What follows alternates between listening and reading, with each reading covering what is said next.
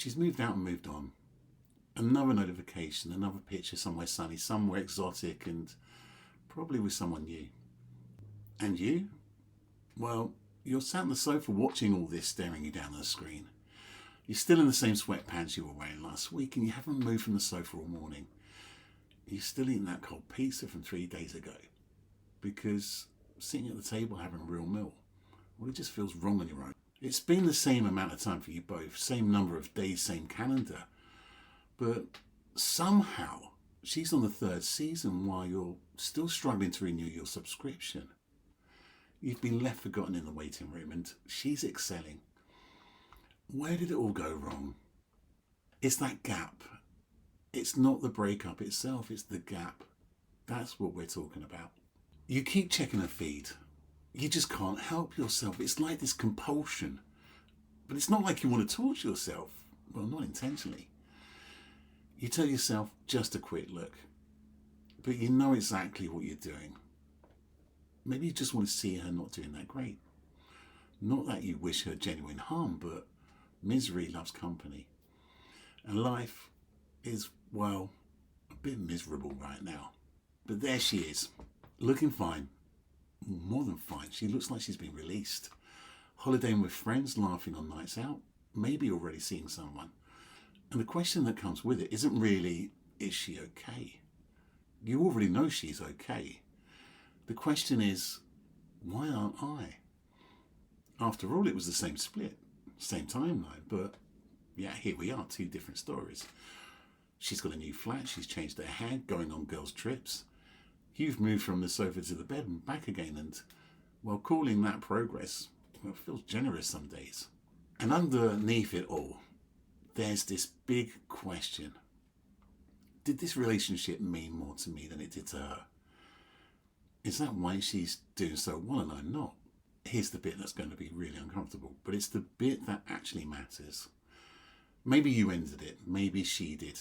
It doesn't matter. The gap works the same either way. In most relationships that end, one person starts grieving long before the other one even knows there's anything to grieve. She didn't wake up one random Tuesday and decide it was over. That decision had a runway, weeks, probably months, maybe even longer, where she was quietly working through it piece by piece, way before she even said the words out loud. And by the time she told you, she was already halfway out the door. You just didn't get the heads up because you were still in the relationship you thought you were in. So when it actually ended, she wasn't starting her grief then. She was finishing it. You were just starting yours.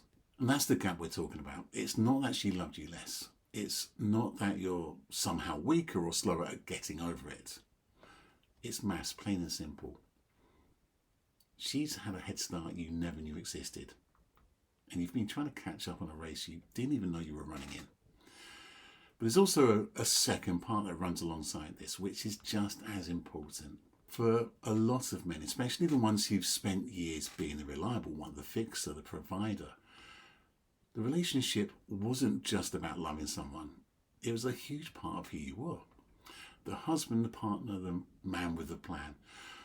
If you strip that rank away suddenly, and it's not just heartbreak you're dealing with, it's identity banished all in one hit. That's why it doesn't feel like normal sadness. Normal sadness has an edge to it. It has a shape. This feels more like you're standing in a room where someone's taken all the furniture out and you're just stood there just trying to figure out where to sit. So let's be really clear about something here. You're no less of a man for feeling the way you are, for being stuck when she's not. You're not behind. You're not doing this wrong. You're not even doing this at all differently to how other men would. You're just on this different timeline, whether you've realised it or not. Listen, this comparison that you keep making, her timeline against yours, well, it was never a fair race to begin with. You're not even running the same race. She started her grieving in private, ages before you knew there was even anything to grieve. You've had to do all your mourning in public in real time with nowhere to hide, ever since that moment she told you. And here's the part that might actually be the most useful thing for you to understand. The fact that you're still stuck doesn't mean that something's broken in you.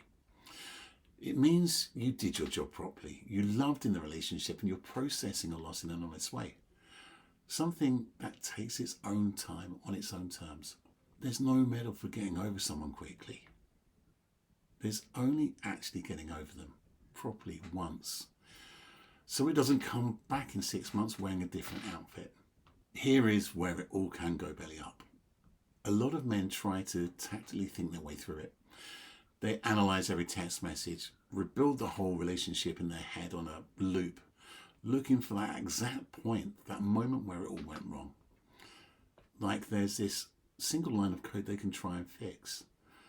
Or they go the other way completely. Bury it. Keep busy, tell themselves they're fine.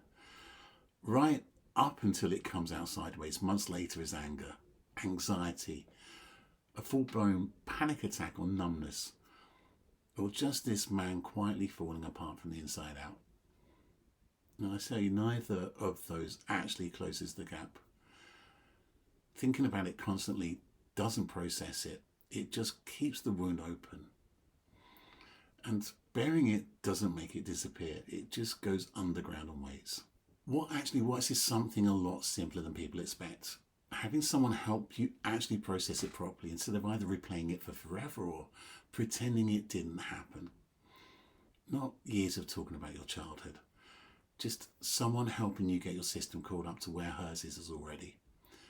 So your name finally gets called from the waiting room instead of still being there, watching everyone else get seen except you.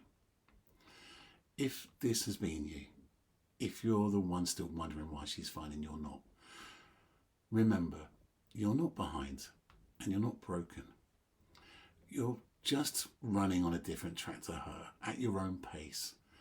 But that gap can close, and it will close a lot faster than you think with the right support. I offer clarity calls for exactly this. No pressure, no pitch.